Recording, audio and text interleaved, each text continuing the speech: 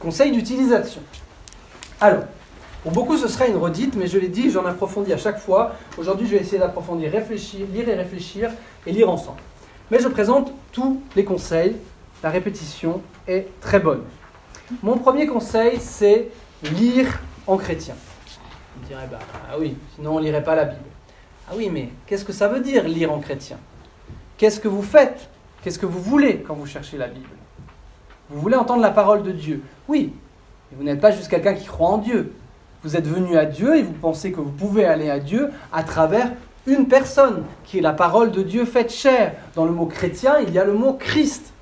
Quand vous lisez la Bible, vous devez commencer par chercher le Christ. Qu'est-ce que ça veut dire concrètement ? Exit le Genèse 1, chapitre 1, chapitre 2, chapitre 3, et je suis, et je suis, et je suis. Ceux qui sont là depuis le début le savent. Vous commencez la Bible, au milieu de la Bible, plutôt au milieu vers la fin, par un évangile, bien sûr, qui vous raconte la vie de Jésus, qui vous explique pourquoi vous allez lire le reste. C'est tout autre chose d'aller lire les livres de Samuel, quand on sait que David est le prédécesseur, la figure qui va s'accomplir pleinement dans le Christ, que toutes ces histoires de rois qui s'entretuent, qui se zigouillent les uns les autres, va s'accomplir dans ce roi qui sera roi sur la croix. C'est tout autre chose. Dans un sens, parce que d'abord, ça vous intéresse autrement plus. Sinon, pourquoi David n'est pas le roi Arthur, quoi ? C'est très bien écrit aussi, l'histoire du roi Arthur. Hein ? Mais aussi parce qu'après, vous voyez où ça va. Vous voyez comment tout ça a travaillé jusqu'au Christ et vous comprenez mieux le Christ. Donc c'est du Christ et vers le Christ que vous lisez la Bible.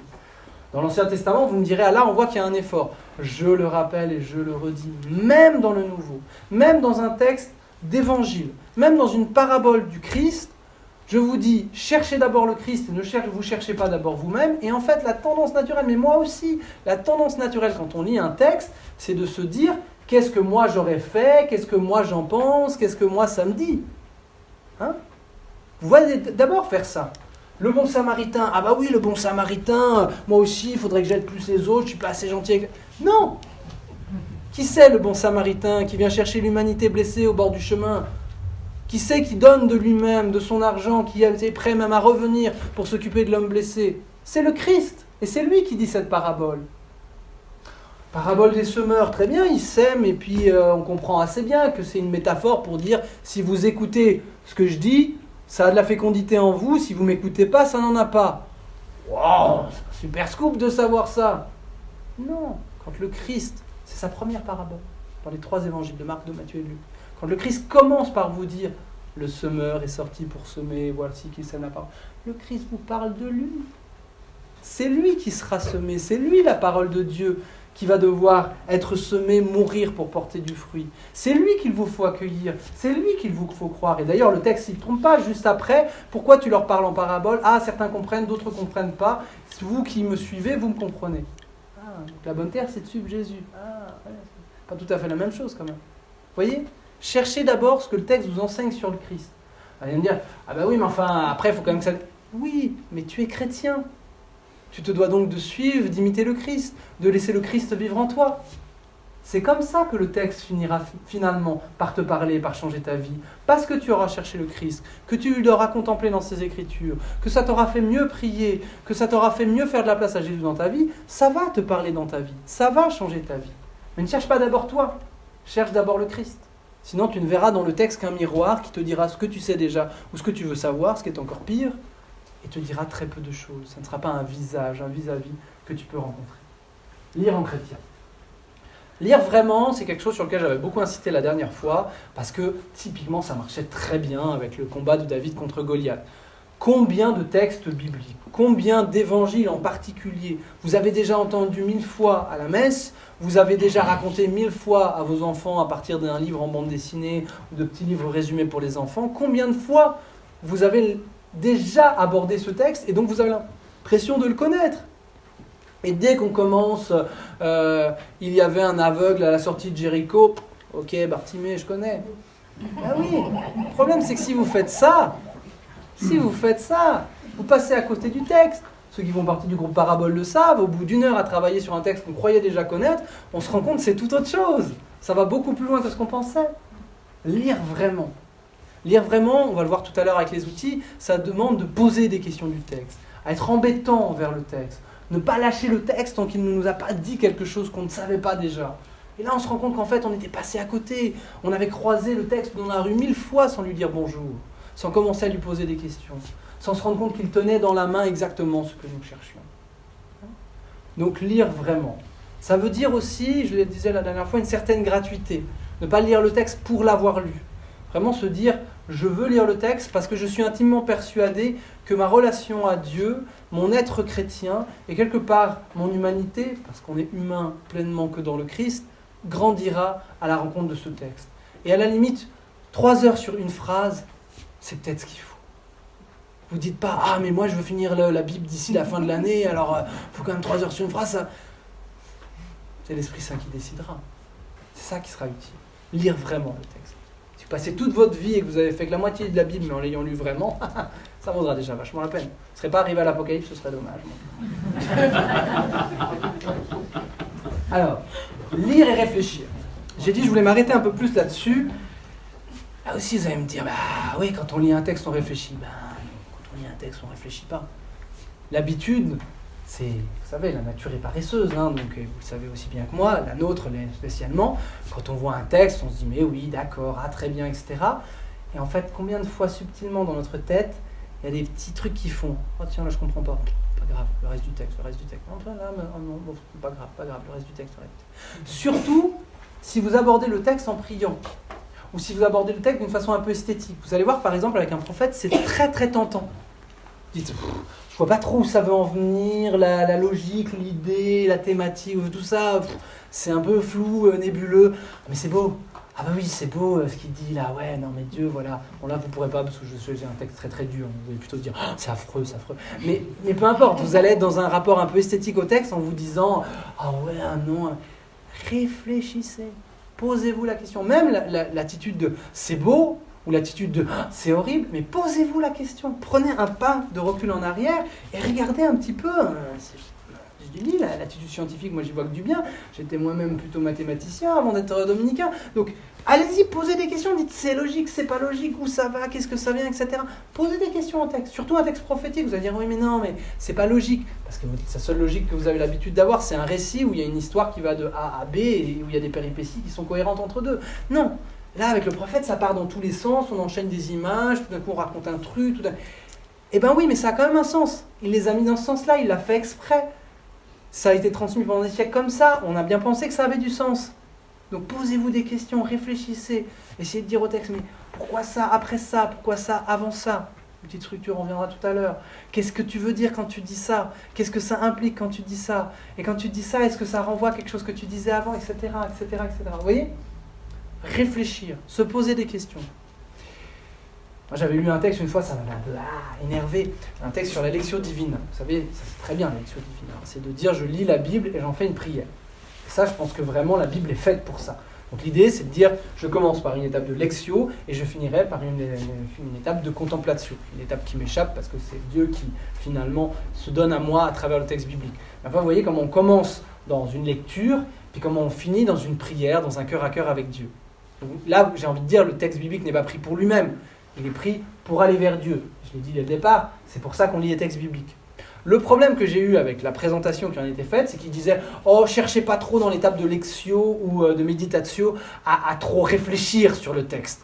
Il faut simplement réfléchir assez pour qu'on puisse arriver à une prière. » Moi, je suis absolument pas d'accord avec ça. Ça doit être mon côté dominicain, vous me direz, et puis mon côté bibliste, spécialiste, machin, donc évidemment, je vais défendre mon précaré. Mais je pense vraiment que la qualité de votre prière sera d'autant plus grande que la qualité de votre réflexion avant aura été poussée. Sincèrement, c'est l'expérience que j'en ai faite. Vous comprenez des nouvelles choses sur Dieu et instantanément, vous êtes envahi de cette lumière dans votre intelligence. Mais comment votre cœur ne pourrait-il pas en être illuminé aussitôt ? Et vous tombez en prière de découvrir un truc que vous venez de comprendre dans le texte, d'avoir tout d'un coup une intuition de « Ah, mais j'ai toujours cru que Dieu était... » Mais en fait, c'est plus que... Et là, vous priez, voyez, comment l'intelligence est une ouverture du cœur, finalement, comment les deux marchent ensemble. Donc, lire et réfléchir, c'est pas une opposition à « mais moi, je lis pour prier, alors vous savez, je ne veux pas étudier avec un stylo à la main. » Qu'est-ce qui dit qu'un stylo à la main ne t'aiderait pas à prier ? Moi, j'affirme le contraire. Moi, j'affirme le contraire. Allez-y avec un plan, écrivez, faites des notes à côté. Moi, j'écrivais à côté de ma Lectio Divina, et combien de fois mon crayon tombait de mes mains et des larmes me venaient presque aux yeux de tout un coup ce que je venais de noter. Vous voyez ? Je pense vraiment qu'il n'y a pas d'opposition entre les deux, et je pense vraiment que la réflexion, l'intelligence peut être une porte vers quelque chose de plus grand, vers une rencontre de Dieu, parce que c'est Dieu qui nous a donné cette intelligence après tout. Lire encore. Lire encore, j'ai insisté beaucoup la dernière fois, ça va de pair avec cette espèce de gratuité que je disais dans le lire vraiment. Il y a quelque chose de déprimant face à quelque chose comme ça. Vous voyez, vous vous dites « Waouh, je vais jamais y arriver ». Puis encore, comme j'expliquais la dernière fois, une fois que vous aurez fini, vous êtes bon pour recommencer. C'est que le début. Je veux dire, avec la Bible, on est servi. C'est pour ça que je vous avais montré tout à l'heure cette espèce de petit plan. La Bible, c'est pas d'abord une échelle à monter ou à descendre, un truc à faire, un process à finir. C'est un monde à explorer. Vous pouvez passer votre vie à vous balader là-dedans. Vous pouvez passer votre vie à vous balader là, comme vous pourriez passer votre vie à explorer les montagnes, et qu'à chaque saison, vous découvriez un autre brin d'herbe, un autre vue, un autre nuage au-dessus, qui change tout et qui fait que cette montagne que vous avez arpentée 10 fois déjà n'est plus la même. Lire et lire encore, c'est pas quelque chose de pénible, c'est une chance. C'est extraordinaire qu'on se soit dit, non, on aurait pu leur faire un évangile, parce que 4 c'est un peu beaucoup, et puis l'Ancien Testament, ils n'en ont pas trop besoin, donc on fait économe, on leur met les 10 points, ça fait un credo, puis comme ça, ils ont ce qu'il faut. Non, on vous propose 1000 ans, 2000 ans, 3000 ans d'histoire à explorer, des milliers de personnes à rencontrer. J'exagère un peu, mais à peine, je pense. Ça dépend si on compte que ceux qui sont nommés personnellement. C'est extraordinaire. C'est un immense parc avec des choses incroyables à découvrir à chaque fois, à redécouvrir, etc. Donc vraiment, ce conseil, lire et lire encore, c'est dire avoir envie de ça. Vous voyez, moi j'expliquais la dernière fois avec une jeune adulte qui se prépare à la confirmation, on voit le texte de la Samaritaine et puis elle me dit, il parle du puits de Jacob, là Jacob c'est qui ? Parce qu'on peut lire son histoire quelque part. Mais je dis, mais oui, dans la Bible, à la fin de la Genèse. Ah bon, on peut savoir qui c'est ? Mais oui, bien sûr. Et ça a une influence sur le... Mais oui, bien sûr. Vous voyez ? Donc je peux aller lire l'histoire de Jacob et revenir relire le texte de la rencontre avec la Samaritaine, et ça sera encore plus riche. C'est assez formidable, vous voyez. Et là je vous montrerai tout à l'heure, plus vous lirez, moi j'en suis à des relectures, donc du coup je vois partout dans les textes des portes ouvertes vers d'autres textes. Alors, des fois je me dis, arrête, calme-toi un peu, ça peut pas être si clair. Et des fois je me dis, si, vraiment ça doit être ça. Vraiment ça doit être ça. Et si c'est pas l'auteur qui consciemment l'a mis là parce qu'il connaissait l'autre texte auquel je fais référence, c'est sans doute l'Esprit Saint qui avait préparé le terrain. Donc lire et lire encore, c'est de se rendre compte qu'en fait, un peu comme je vous expliquais tout à l'heure, cette harmonie, cette polyphonie, dès qu'on entre dans un texte, 1000 autres résonnent derrière, et plus on en connaît, plus on entre dans une densité incroyable du texte, et plus on est amené loin. Jusqu'au sommet de l'humanité, jusqu'au lieu de contact avec Dieu. C'est pas rien. Et le dernier conseil, lire ensemble. Donc, je l'avais expliqué la dernière fois, le simple fait de tenir une Bible comme ça, c'est déjà pas être seul. Parce qu'il y a des milliers de personnes qui ont travaillé à ce que vous puissiez avoir ce texte, en le transmettant, en le traduisant, en le commentant, etc., en vivant de ça. Donc déjà, vous n'êtes pas seul quand vous lisez un texte biblique. Mais en plus, je pense qu'il faut réactiver cette non-solitude. Comprenez bien, vous allez lire tout seul. Et il faut que vous lisiez tout seul. Il faut que vous preniez du temps le soir, le matin, une fois par semaine, tous les soirs, plusieurs fois par jour, pour lire ces textes bibliques tout seul. Mais après, il ne faut pas que ça reste un truc coincé chez vous. Surtout quand ça pose des questions, c'est là que ça devient intéressant. Vous verrez par exemple un texte poétique ou un texte prophétique comme on va en faire tout à l'heure, c'est beaucoup moins évident pour nous qu'un récit. Donc du coup, un récit, si on le partage avec d'autres, on risque de tomber sur les mêmes points, de voir les mêmes choses, d'achoper sur les mêmes choses. Un texte prophétique, tout de suite, c'est beaucoup plus riche. Chacun va y percevoir des choses différentes, attentif à un truc différent. Donc le lire à plusieurs, comme je vais vous proposer tout à l'heure, vous appuyez sur d'autres qui l'ont lu avant vous, qui peuvent vous conseiller, qui peuvent vous expliquer des choses, etc.